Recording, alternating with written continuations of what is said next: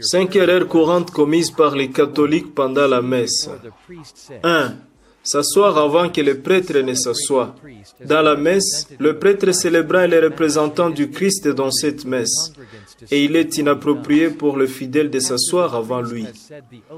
Une fois que le prêtre a prononcé les prières d'ouverture et qu'il est temps pour les lectures de la messe, la congrégation doit attendre que le prêtre s'assoie en premier avant de le faire, sauf dans certaines situations où le prêtre demande à la congrégation de se mettre. 2. Faire le signe de la croix à plusieurs reprises dans la messe. C'est l'erreur que font de nombreux catholiques, y compris moi-même, la plupart du temps. Faire le signe de la croix à plusieurs reprises pendant la messe, surtout après avoir reçu la Sainte Communion, ce qui n'est pas bon. Le signe de la croix se fait qu'en 2 parties de la messe, au début et à la fin. 3. Genuflexion avec les genoux gauche.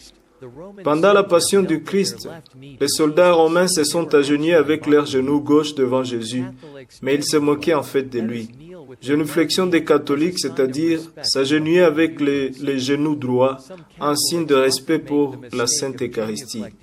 Certains catholiques font souvent l'erreur de genuflexion avec leurs genoux gauche, ce qui n'est pas bon. 4. Rencontre avec le prêtre pour les bénédictions immédiatement après la messe.